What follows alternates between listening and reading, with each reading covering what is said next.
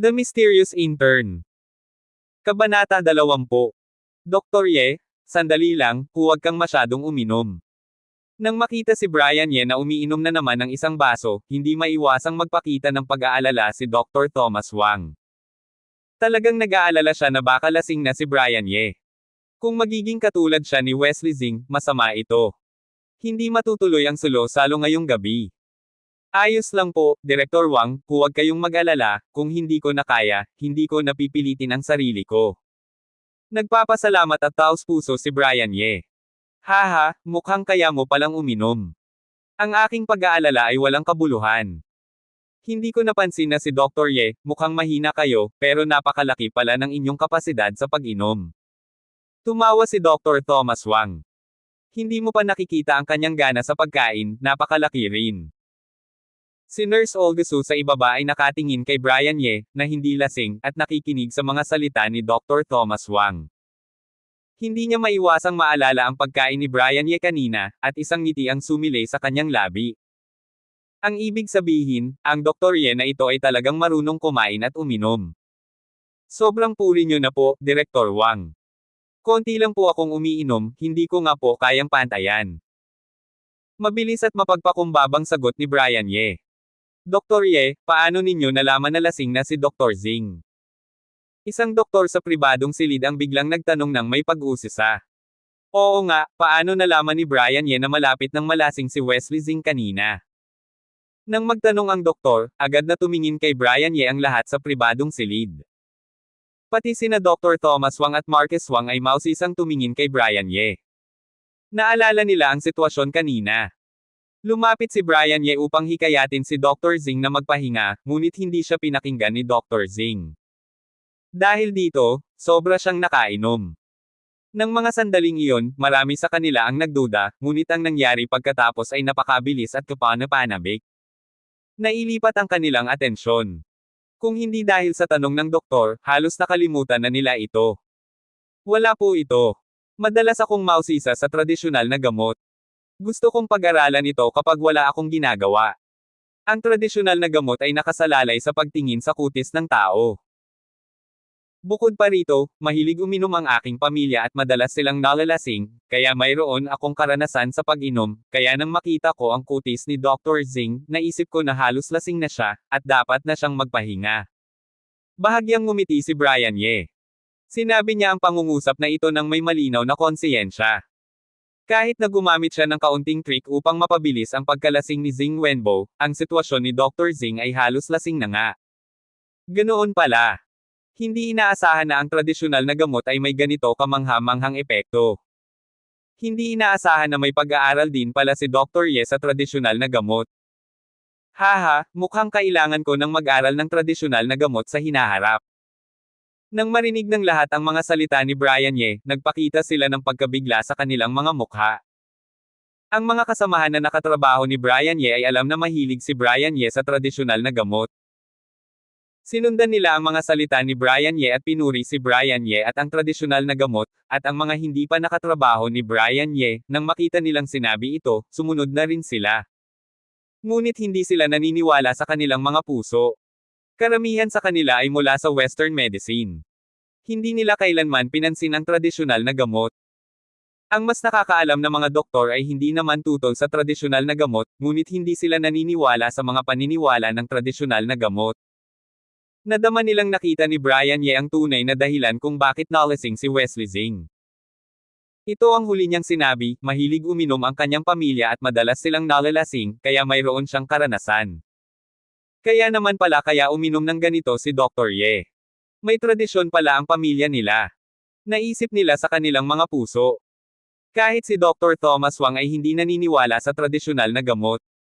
Sa tingin niya ay hindi ito siyentipiko. Sa pamamagitan lamang ng pagtingin sa kutis ng tao, masasabi mo na kung anong sakit ang darating.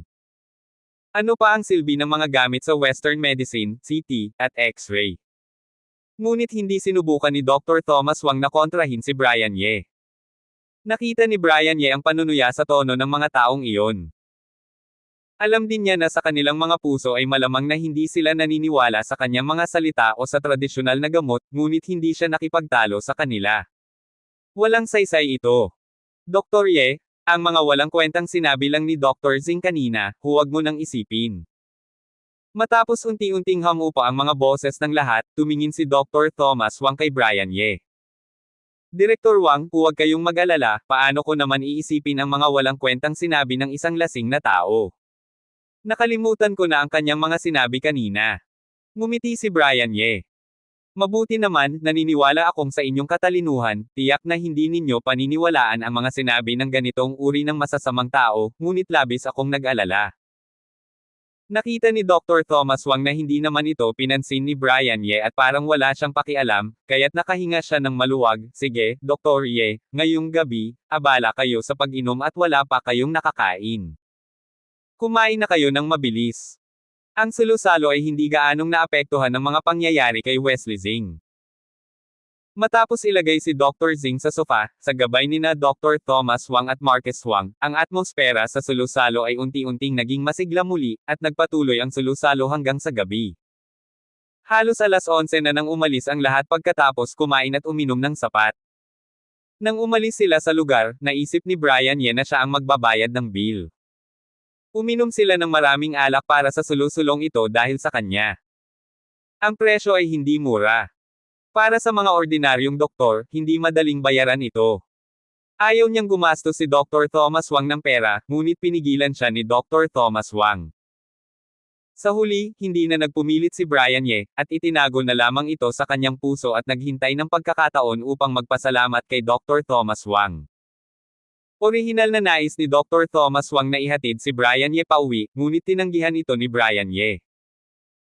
Nang pumunta siya mula sa ospital kanina, nagmaneho si Dr. Thomas Wang ng mag-isa, na isang magandang paraan ng pagpunta, ngunit ngayon ay nakainom na si Dr. Thomas Wang at hindi na siya makakapagmaneho. Masyadong nakakapagod na gumawa ng detour, at gabi na rin, nakita rin niya na si Dr. Thomas Wang, na abala buong araw, ay pagod na. Marami pang doktor ang nagsabing ihahatid nila si Brian Ye, ngunit tinanggihan din niya ang lahat. Gabi na, at hindi madali para sa lahat. Kailangan nilang pumasok kinabukasan, at ayaw ni Brian Ye na abalahin ang iba. Bukod pa rito, hindi naman kalayuan ang kanyang pupuntahan kung magtataksi na lamang siya pauwi, at maginhawa rin ito. Habang nakaupo sa taxi pauwi, iniisip niya na magsisimula na ang outpatient service bukas. Para sa kaginhawaan sa pagpunta sa trabaho, kailangan pa ring ayusin ang mga bagay-bagay tungkol sa sasakyan, kaya kinuha niya ang kanyang telepono at tumawag sa 110 para i-report ang pagkawala ng sasakyan, at bumili ng bago. Oo, handa nang bumili ng bagong sasakyan si Brian Ye. Nang isipin niya ito, nang nasa kalsada siya, hindi pa niya napapapatay ang makina, at tiyak na ninakawan na ito, ngunit hindi ito naisip ni Brian Ye. Matapos niyang makontak ang telepono at mag-report ng mga impormasyon tungkol sa sasakyan, sinabihan siya na ang kanyang sasakyan ay hindi ninakawan, ngunit dahil sa hinalang pagpaparada sa hindi tamang lugar, ito ay inilipat ng mga traffic police at kasalukuyang nakapark sa isang malapit na parking lot ng Traffic Police Brigade. Ang hindi inaasahang balitang ito ay nagparamdam kay Brian Ye na ang kalasinga na biglang sumalakay sa kanya ay bahagyang humupa. Bagamat wala siyang pakialam sa maliit na kotse na ito, magandang bagay pa rin na hindi na siya kailangang bumili ng bago. Ang pinakamahalaga ay makakatipid siya ng maraming problema sa ganitong paraan. Ang pagbili ng kotse sa Yanjing ay hindi katulad ng pagbili ng kotse sa ibang bansa.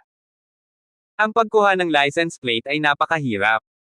Ginastos niya ang halos 10 beses na presyo ng kotse sa kanyang license plate at hiniling sa dealer na tulungan siyang makuha ito. Nang mga sandaling iyon, abala siya sa loob ng ilang araw, mas nakakapagod pa ito kaysa sa pagbili ng bahay. Alas 8 ng umaga kinabukasan. Si Brian Ye ay dumating sa opisina ng klinika ng sakto sa oras, o mas tumpak, sa klinika mismo. Ito ay isang consultation room sa isang sulok. Napakasimple nito.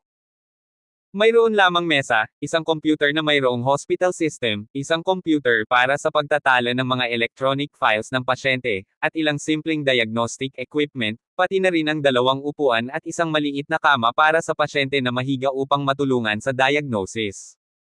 Gayunpaman, handa na si Brian Ye sa ganitong kapaligiran. Nang mag-apply siya sa ospital, binisita na niya ang outpatient clinic, at ng pamilya rin ni Su Dongmei ang kapaligiran ng departamento noong araw na iyon, dinala rin siya nito upang bisitahin ang klinika. Dr. Ye, ito ang inyong consultation room. Sa gabay ng isang outpatient medical guide nurse, sinundan ni Dr. Ye ang nurse patungo sa isang consultation room sa isang sulok. Isang independent consultation room. Napatingin si Dr. Ye sa consultation room, at nagulat siya. Binisita na niya ang outpatient clinic noon at alam niyang ang mga karaniwang doktor ay nagbabahagi ng isang consultation room na 2 o 3 tao. Dahil sa limitadong resources, mayroon pang ang 3 tao na nagbabahagi ng isang consultation room. Tanging si Dr. Timas Wang at ang ilang director-level doctors lamang ang may kanya-kanyang consultation room. Ngayon, binigyan din siya ng ospital ng isang hiwalay na consultation room. Dr. Ye, may tanong po ba kayo? Kung may kailangan po kayo, sabihin niyo lang sa akin at tutulungan ko kayong ayusin ito sa lalong madaling panahon. Napatingin ng nurse sa consultation room. Dahil tahimik si Dr. Ye, naisip ng nurse na hindi ito nasiyahan kaya agad itong nagtanong. Nakatanggap siya ng tawag mula kay Thomas Wang kaninang umaga, at paulit-ulit na sinabihan ni Dr. Wang na subukang matugunan ang mga pangangailangan ni Dr. Ye. Wala naman po, mukhang hiwalay na klinika ito. Hindi ba't masyadong maganda ito para sa akin? Lumingon si Brian Ye at tumingin sa nurse. Medyo mayabang ka naman. Ito ay orihinal na ginagamit ni Director Lee, ngunit inayos ni Director Wang na pumunta si Director Lee sa emergency department. Kaya't ito ay nabakan. Ang mga hiwalay na klinika ay para lamang sa mga direktor pataas. Hindi ka pa karapat-dapat. Bulong ng nurse sa kanyang isipan, ngunit magalang siyang ngumiti, masyado kayong mapagpakumbaba, Dr. Ye. Si Director Wang ang nag-ayos nito. Maaari kayong magtrabaho ng may kumpiyansa dito, Dr. Ye. Sa tingin ko naman ay hindi ka na magtatagal dito. Bulong ulit ng nurse sa kanyang isipan. Kung gayon, salamat po. Pakisabi na lang po na magsisimula na ako ng konsultasyon. Nang marinig na si Dr. Thomas Wang ang nag-ayos nito, tumigil na si Brian Ye sa pagsasalita, at ngumiti sa guiding nurse. Ngayon na po. Nagulat ang guiding nurse. Ang opisyal na oras ng pagbubukas ng ospital ay alas 8:30, at malayo pa ito sa alas 8:30. May problema po ba? Magiging abala po ba ito sa inyo? Agad na nagtanong si Brian Ye. Wala po kaming problema, ngunit natatakot kami na masyadong napapagod na si Dr. Ye. Alas 8 pa lang po. Ang opisyal na oras ng trabaho natin ay alas 8:30. Kakadating lang po ni Dr. Ye. Gusto niyo po bang magpahinga muna bago magsimula? Mabilis na sabi ng guiding nurse. Maraming salamat po sa inyong kabaitan, ngunit hindi na po ako kailangan pang magpahinga. Pwede po bang simulan na natin ang konsultasyon? Nang dumating po ako kanina, nakita ko na maraming tao na sa waiting area. Mahirap po para sa kanila na makapunta dito para magpatingin. Kung pwede po, simulan na natin. Ngumiti si Brian Ye. Sige po. Pupunta na po ako at aayusin ko na po ito para kay Dr. Ye. Nang makita na determinado si Dr. Ye na simulan na ang konsultasyon, wala nang sinabi ang guiding nurse. Napaalala na niya kay Brian Ye na alas 8:30 ang opisyal na oras ng trabaho. Kahit na magalit si Director Wang, hindi siya sisisihin. Nang umalis ang nurse, ngumiti si Brian Ye at pumasok sa consultation room. Habang binubuksan ang computer, kinuha niya ang kanyang puting lab coat at isinuot ito. Pagkatapos nito, sinuri niya ulit ang opisina. Pagkatapos niyang kumpirmahin na walang problema sa mga gamit, umupo siya sa upuan, nag-log-in sa kanyang personal work account, pumasok sa hospital system, at naghintay para sa mga pasyente. Guidance table. Claire, simulan na natin ang konsultasyon at ayusin ang mga pasyente para kay Dr. Ye. Bumalik ang guiding nurse sa guidance table at sinabi ito sa nurse na nakaupo at nag-aayos ng mga medical records. Sister He, hindi pa po ba oras ng trabaho? Magsisimula na po ba ng konsultasyon si Dr. Ye? Nagulat ang batang nurse na si Claire. Oo nga, pero utos ni Dr. Ye, susunod na lang tayo. Kinuyam ni Sister He ang kanyang labi, at may nakita siyang pagkadisgusto sa kanyang mga mata, mukhang, ang ating Dr. Ye, ay excited na magpakita ng kanyang kakayahan. Sinadya ni Sister He na palakasin ang kanyang boses nang sabihin niya ang mga salitang, magpakita ng kanyang kakayahan. Hay nako, ang totoo, si Dr. Ye ay talagang excited na magpakita ng kanyang kakayahan. Sa kanyang level, mas mabilis siyang mapapaalis kung mas maaga siyang magsisimula. May nakita ring pagkadisgusto sa mga mata ni Claire. Ang nangyari kagabi ay kumalat na sa buong departamento. Alam na ng buong departamento na nag-host si Dr. Thomas Wang ng welcome banquet para kay Dr. Ye upang palayasin siya at inayos ang kanyang paglipat sa outpatient clinic. Ang mga nurse, na palaging may alam sa mga balita, ay nakatanggap din ng balita.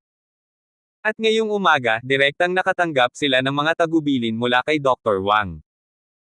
Mula sa kanilang pananaw, ang mga espesyal na tagubilin ni Dr. Thomas Wang ay nagpatunay sa mga alingaw-ngaw kagabi. Kung hindi para palayasin si Dr. Ye, bakit naman bibigyan ni Direktor Wang si Dr. Ye ng ganoong kalaking bagay?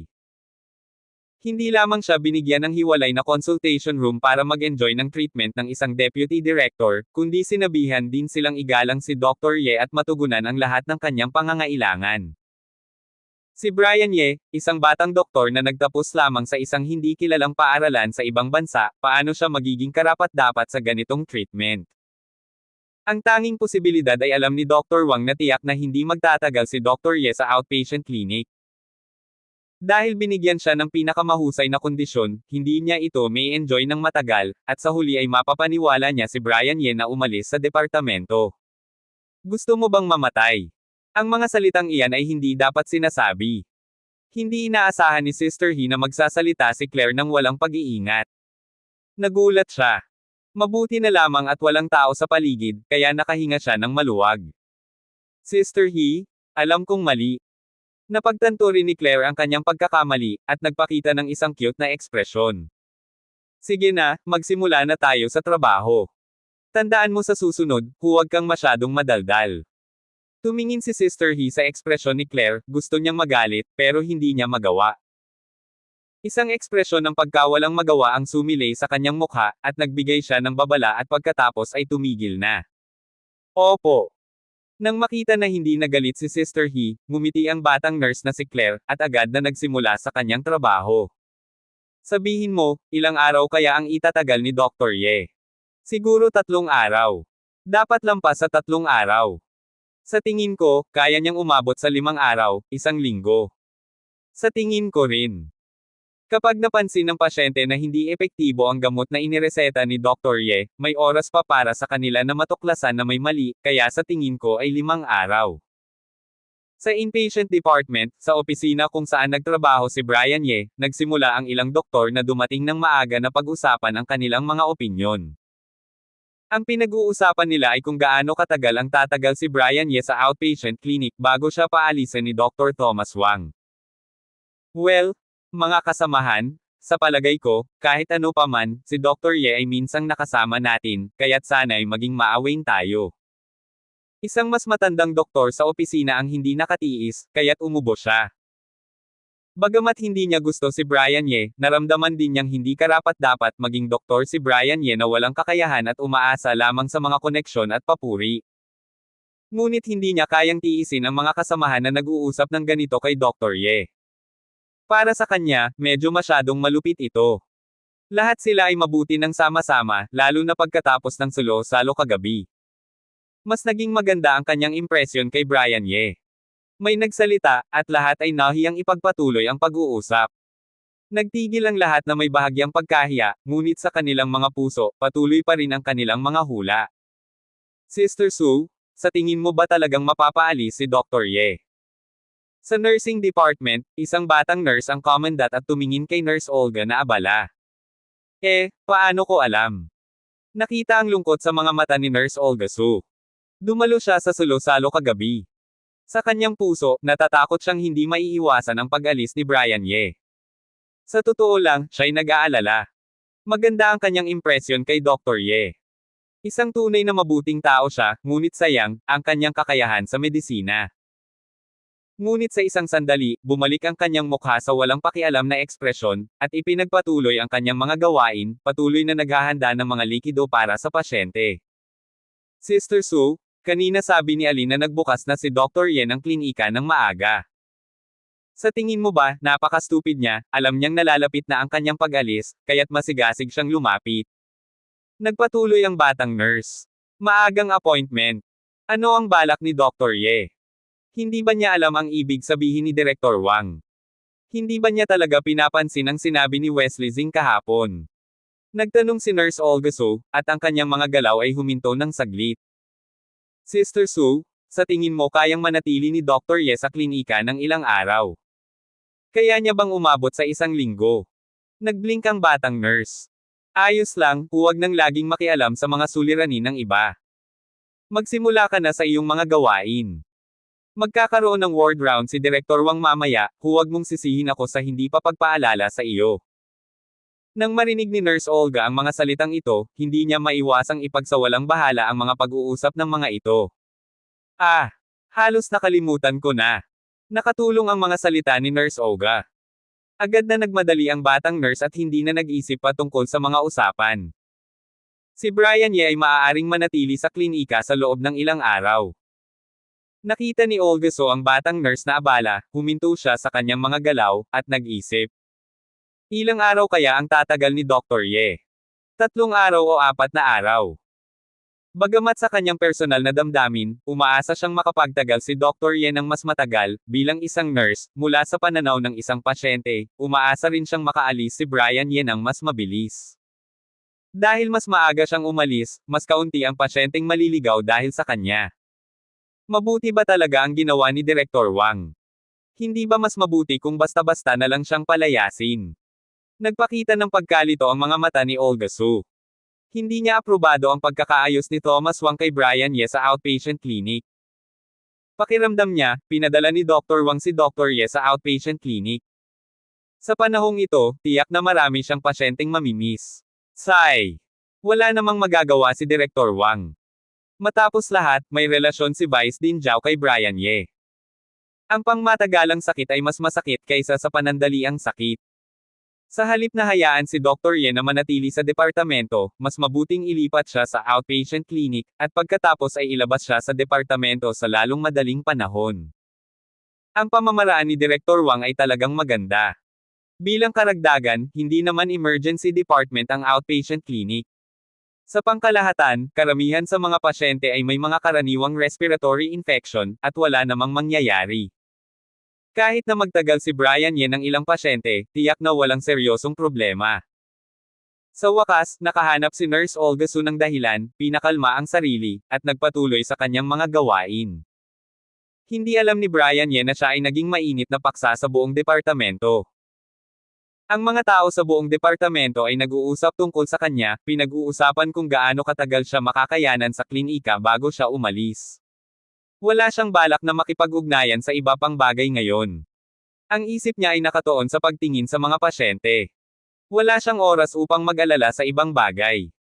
Mula nang makipag-usap siya sa nurse tungkol sa konsultasyon, sinimulan na niyang maging abala. Dumarating ang mga pasyente isa-isa, sinusuri ang kanilang kondisyon, at pagkatapos ay nagtanong tungkol sa kalagayan ng pasyente. Pagkatapos ng pagsusuri, nagbigay siya ng diagnosis, at nagsusulat din ng detalyadong medical records para sa mga pasyente. Dahil hindi naglakas loob si Brian Ye na magpabiye kahit kaunti sa simula ng pagtanggap ng mga pasyente.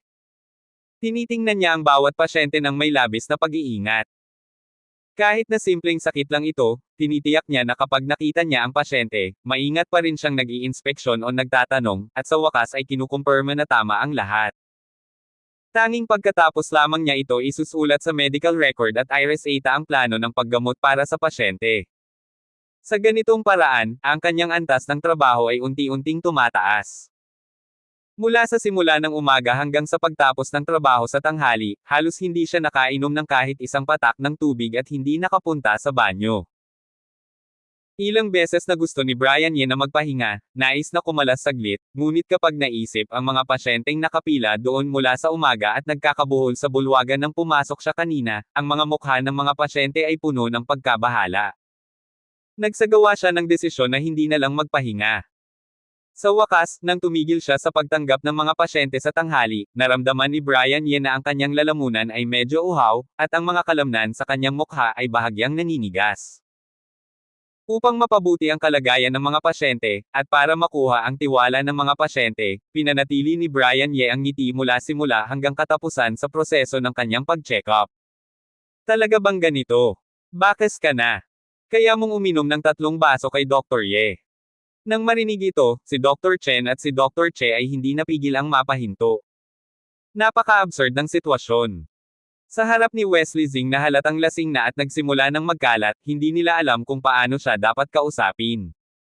Wala na silang balak na kumilos pa. Matapos ang isang maikling pag-iisip, sabay-sabay silang tumingin kay Dr. Thomas Wang. Si Dr. Thomas Wang ang host ng Salo-Salo at direktor ng departamento. Siya ang kanilang leader at pinakamataas na tao sa silid. Kapag may mga problema, natural na isipin ng lahat si Dr. Thomas Wang. Napansin ni Dr. Thomas Wang ang sitwasyon ni Wesley Zing. Nang makita nilang nakatingin sila sa kanya, mabilis siyang lumapit kay Wesley Zing na may labis na pagkabahala sa kanyang mukha. Hindi napansin ni Wesley Zing ang paglapit ni Dr. Thomas Wang. Matapos uminom sa mga doktor, ang kanyang mga mata ay tumingin sa waiter na nandoon na parang nalulula at hindi kumikilos. Waiter, punan mo ang alak. Ilang beses ko nang sinabi ito. Kung bingi ka o ano, hindi mo man lang mapunan ang isang baso. Kung hindi mo kayang punan ang alak, umalis ka na at bigyan mo ako ng ibang waiter na kayang punan ang alak. Sobra na. Nang makita ang pag-uugali ni Wesley Zing, halos sumabog ang galit ni Dr. Thomas Wang. Bakit mo pinapabayaan ang waiter at pinapahiya ang departamento ng internal medicine? You, Ferro. Tumingin si Wesley Zing kay Dr. Thomas Wang na may mga mata na tila nagliliyab sa kalasinggan. Sa halip na magpigil, lalong naging mapanghamak ang kanyang mga ekspresyon, kayo ba ay nagagalit sa akin? Sabihin mo, hindi ba ako dapat igalang? Si Wesley Zing, hindi natatakot sa iyo. Ikaw. Tumingin si Dr. Thomas Wang kay Wesley Zing, na tila hindi siya pinapansin. Sa loob ng ilang sandali, labis siyang nagalit na hindi na siya makapagsalita. Sa pribadong silid, ang mga doktor ay nakatingin kay Wesley Zing, at ang mga ekspresyon sa kanilang mga mukha ay puno ng pagkabigla. Walang sino man ang inasahan na magkakaroon ng ganitong lakas ng loob si Wesley Zing na makipag-usap kay Dr. Thomas Wang sa ganitong paraan. Ano ka ba? Sinasabi ko sa iyo, matagal ko nang gustong sabihin ito sa iyo. Huwag mong isipin na hindi ko alam, simula nang dumating ako sa departamento, lagi kang may ayaw sa akin, na parang hindi mo ako gusto. Sabihin ko sa iyo, kung hindi dahil sa utos ng aking tiyuhin, matagal na kitang pinabagsak. Akala mo natatakot ako sa iyo. Sa pribadong silid, ang mga doktor ay nagulat. At si Dr. Thomas Wang ay labis na nagalit na hindi na siya makapagsalita. Dr. Zing, sobra na iyan. Hindi inaasahan ni Brian Ye na maging kasing tapang ni Wesley Zing at magsalita ng ganitong mga bagay. Nanatili siyang naguguluhan sa ilang sandali bago nakabawi, naglakad siya sa harap ni Wesley Zing, at tiningnan siya ng masama. Sa kanyang puso, palagi niyang iginiit ang pagpapahalaga kay Dr. Thomas Wang at mas lalo pa siyang nagpapasalamat sa kanya. Nang marinig niya ang labis na hindi paggalang na insulto ni Wesley Zing kay Dr. Thomas Wang, bigla siyang nagalit. Apelyido Zing, walang karapatan ang isang walang kwentang tao na tulad mo na magsalita ng ganoon. Wala ka bang kaalaman sa respeto? Ikaw. Ikaw ay isang walang silbi. Ang mga mata ni Wesley Zing ay nag-alab. Ano ang karapatan mo na tumayo sa harap ko? Nag-aalala ka ba? Ang apelyido mo, sa iyong palagay, may mga tao bang natatakot sa iyo? Sabihin ko sa iyo, ang aking tiyuhin ay ang Dean. Useless.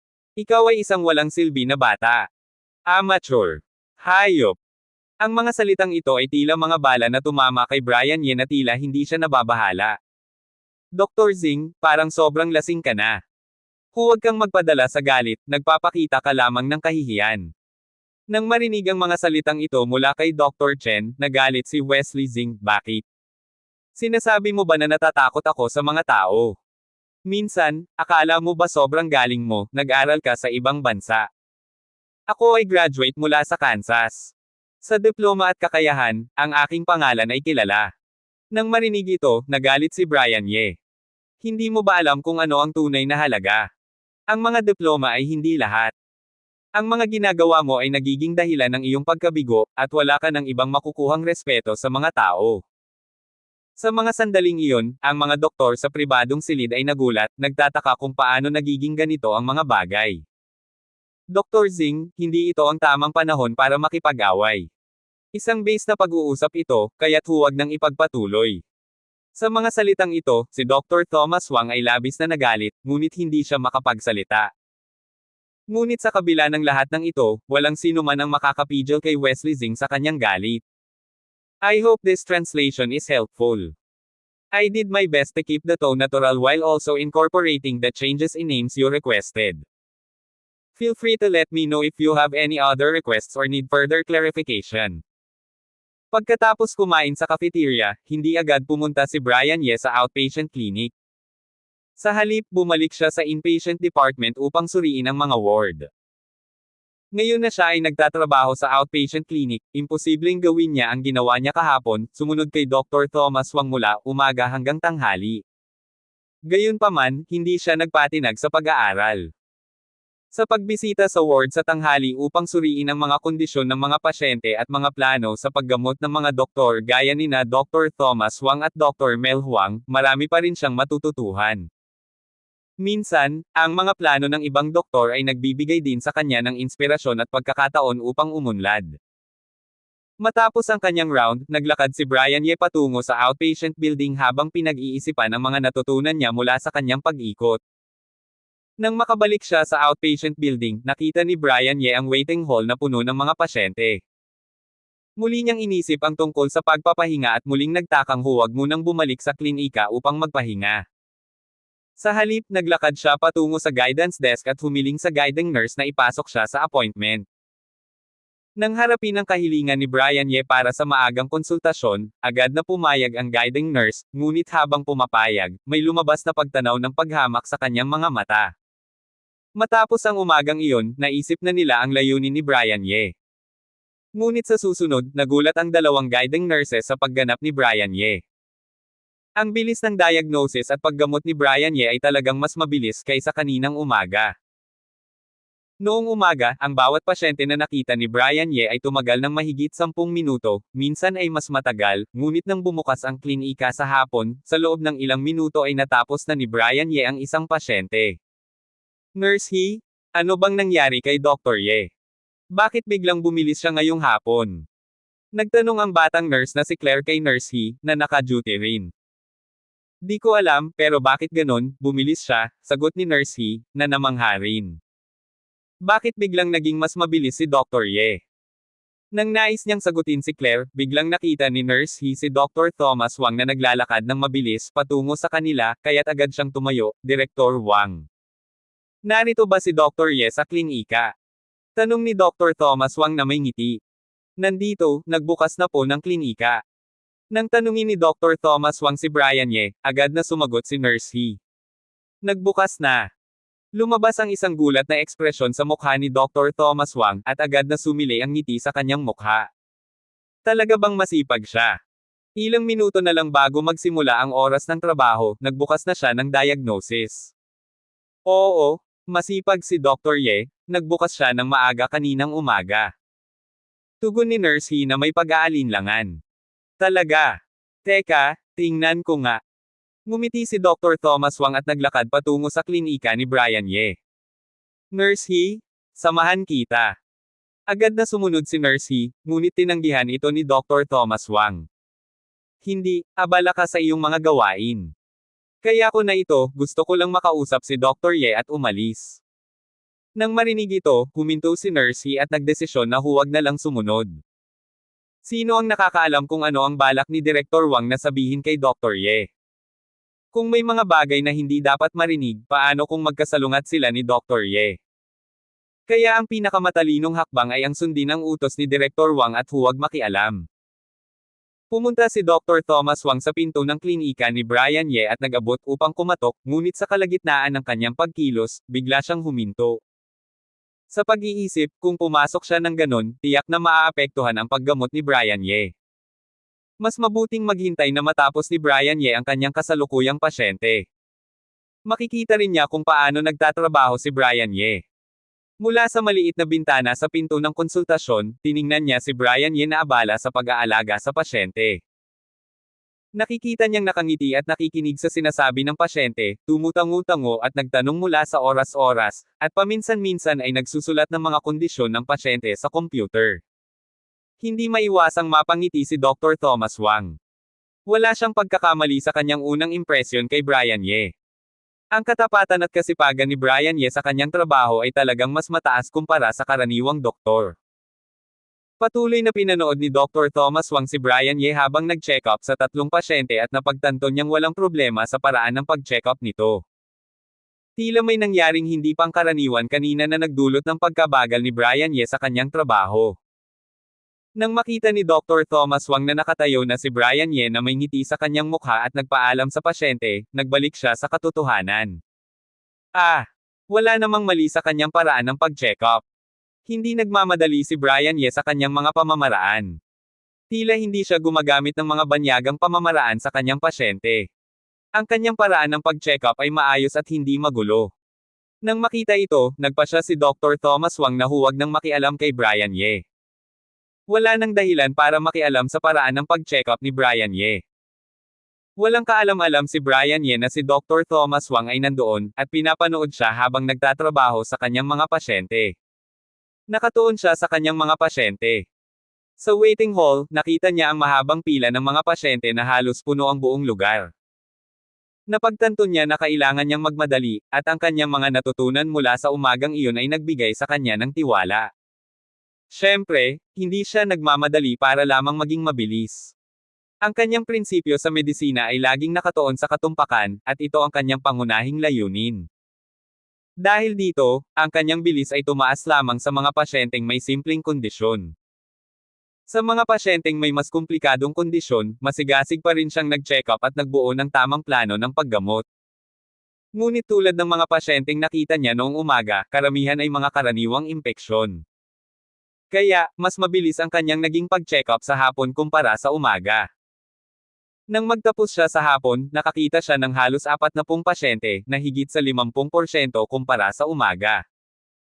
Nang matapos ang huling pasyente, sa oras ng pagtapos ng kanyang trabaho, naramdaman ni Brian Ye ang pagkatuyo ng kanyang lalamunan at ang pananakit ng kanyang mga kalamnan sa mukha. Tumingin siya sa kanyang sistema, tumingin sa bilang na ipinapakita, at naisip ang mga natutunan at progreso ng araw. Naisip din niya ang bawat pasyente, at nang umalis sila mula sa kanyang tabi, nakita niya ang mga mukha ng pag-asa at pasasalamat, na nagbigay muli ng ngiti sa kanyang mukha. Abangan ang susunod pang mga kabanata ng The Mysterious Intern.